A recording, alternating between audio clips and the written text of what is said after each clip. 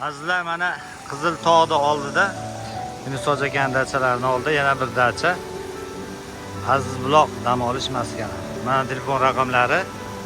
Hozir ozgina mana shu dachani ichkari qismlari bilan tanishtirib o'taman. Yordon qishlog'idagi eng go'zal manzarali joylarda joylashgan dachalardan biri. Mana qirg'iz o'tovlarga chaqib berishgan.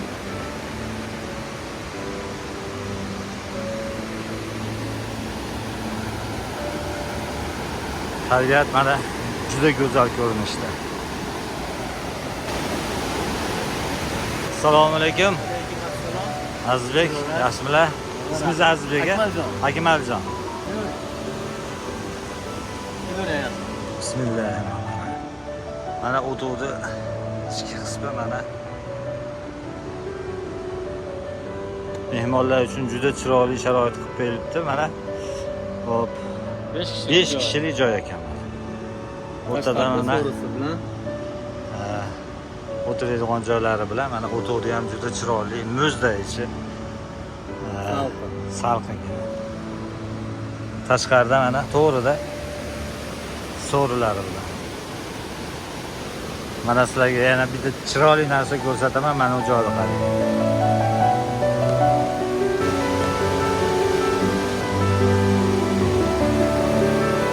Tayyor dekorativ joy. Toshlardan yuqoriga chiqqaningizda mana oqsoy.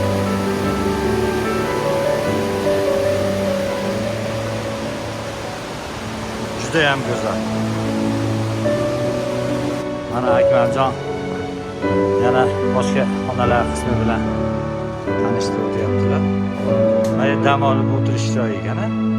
Kuxnya bo'ladi. Hop. Kuxnya, mana bu yerda yotoq xonasi. Bu yerda ham mana 5 kishilik xona ekan. Ayni o'tsiz mana shundoq tabiat. Qizil tog'. Xo'p, Akmaljon, bu yer endi bitta odamga necha puldan to'g'ri keladi? Bitta endi dog'anasi 70 mingdan qilyapmiz. Bir kishi uchun 70 mingdan mana.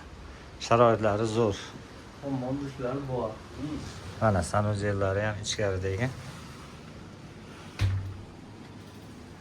Juda zo'r. Oilaviy kelsa ham juda yaxshi ekan.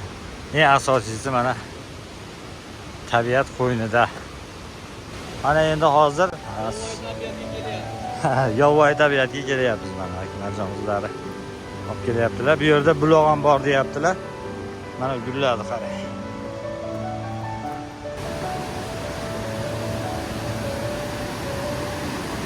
Oh. Mana soyda bo'yiga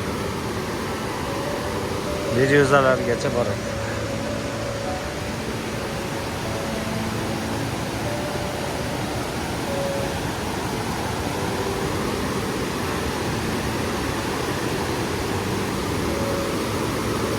Mana dachani ichida musaffo, shifobaxsh buloq ham bor ekan.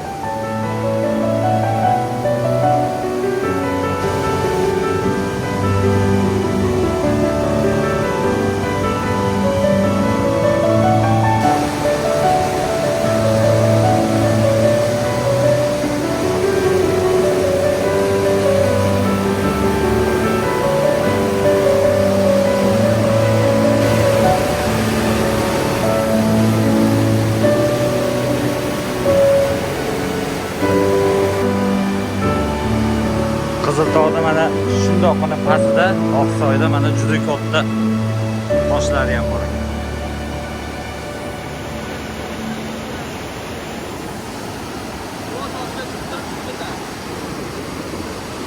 Bo'ldi, mana chiqmabdi-da.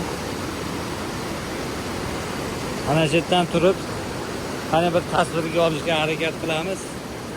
Inshaalloh. Bismillahirrohmanirrohim. Oh.